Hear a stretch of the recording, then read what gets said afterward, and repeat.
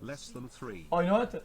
Since we're doing this all at E3, we're gonna get a nice recap. X3, E3, C3, B3, 4, 5, 3, 6, 3, 7, 3, more. No games this year. See you next year, everybody. He's not wrong. Kojima kicked this one off by talking about 9/11, COVID, and Death Stranding. So it's all uphill from that point. I do not like this game, but damn, does this game have the best trailers of any video game? No, it does not. Ah, Jeff. Oh, one more thing.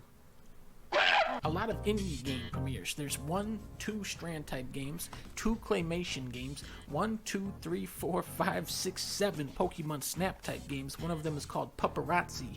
15 farming games, 4 Left 4 Dead type games, not counting Overwatch 2, which showed us a 3D model of Baptiste. Blizzard, please don't tell me this is the only thing you made so far. There was 1, 2, 3, 4 video games where you make soup. Ladies and gentlemen, 4 soup type games.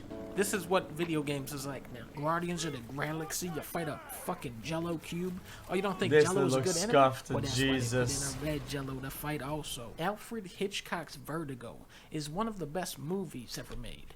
Alfred Hitchcock's Vertigo, the video game, is one of the most confusing announcements ever made. My only guess here is that they saw Persona 5 and were like, Persona? Next they're gonna make a fucking Clerks video game.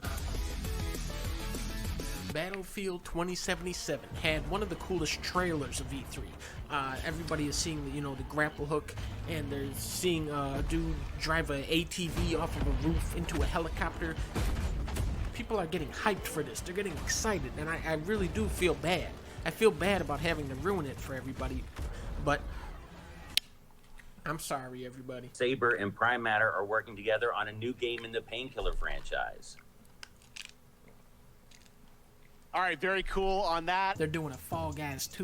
They're doing a Far Cry 6. This game is extremely unpolitical. As a gamer, I always hate to see politics in video games. I hate to see developers use video games to comment on real-life issues or try to tell a story or be creative, and that's what's so great about Ubisoft as a company, is that they would never have the balls to do any of that. Fidel Castro, Ceausescu, and also Hitler. Gex of the Wild, Breath of the Wild, Elden Ring, Starfield. It was nice to see these games, but we didn't really learn much about them. Elden Ring comes out January, and you can summon enemies to fight for you. Miyazaki is really talking up the freedom and variety of its combat, which is not something I associate with From Software's games. Because their games are so difficult and punishing, it really discourages you from experimenting. But I do think these guys get better with every game, and I hope that they can step out of the shadow of Dark Souls and create something new and fresh. Starfield is a space game, okay, and Zelda is coming out next year. The trailer they showed was like, bitch, it's Zelda. We don't even need to sell you on this. Yep, true. Seems like the main hooks of the sequel are going to be aerial traversal and also time travel. They don't really showcase it much, but it seems like you can rewind time in this game. Mario and Rabbids, Sparks of Hope.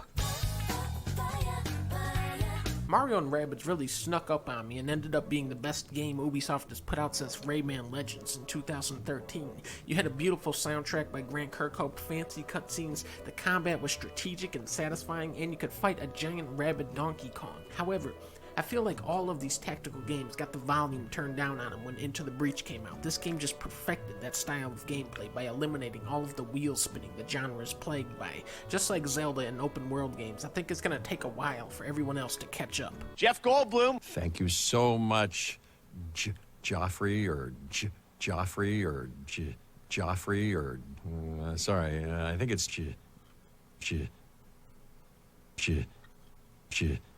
World premiere. Are you a fan of dinosaurs? I won't get angry if you aren't. Nope. What?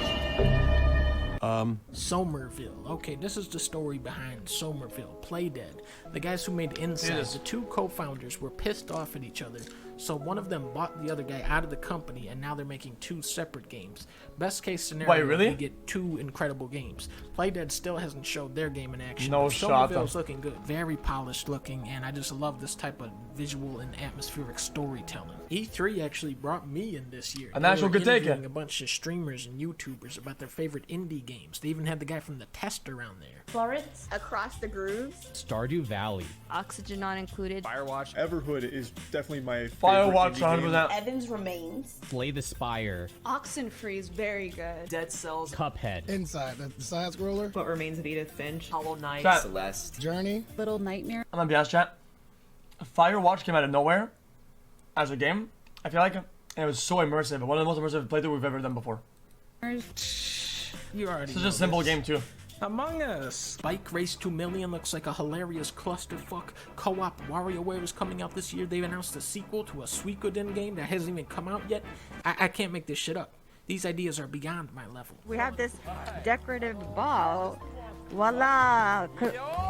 Congratulations, Dragon Quest 35th anniversary.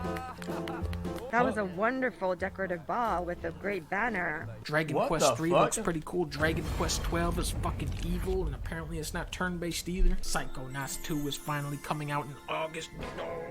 Halo Infinite. Uh-oh. Well, the director of Halo Infinite left the game, so they brought in someone else. And then that person left. What is happening behind the scenes with this game? But Xbox made a power play during E3, and they said Halo Infinite multiplayer will be free.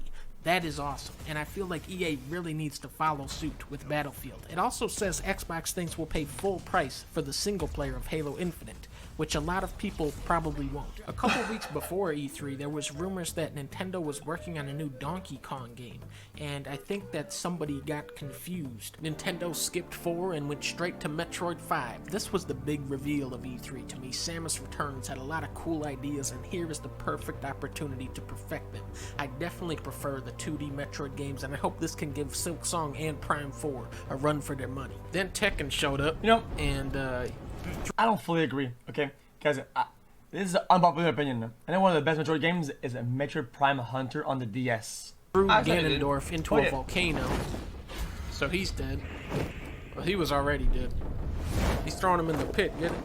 That's just arms. You can throw them in there. Ain't nobody care about that. No! Not Kirby, no! Don't kill. Oh! No! It can fly, He dude. killed Kirby! Square Enix, the masterminds behind Balan Wonderworld, showed off Final Fantasy XVI a while back, and it was very weird because they showed a trailer for Final Fantasy, but I didn't feel secondhand embarrassment for RPG fans while watching it. Thankfully, Square rectified this at this year's E3. Oh no.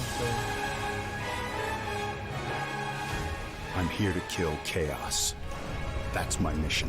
Looks like Chaos has been waiting for us. I only know one thing. I want to kill Chaos. You sure Chaos is here? This is the Shrine of Chaos. Chaos. And who are you? What the fuck?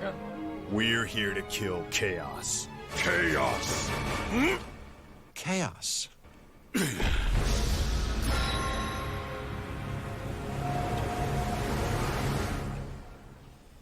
Looks pretty epic, right? Oh no. Hey, that was pretty good. With us, even if it's just for the day. Joy, your stay. Outside the sun is shining.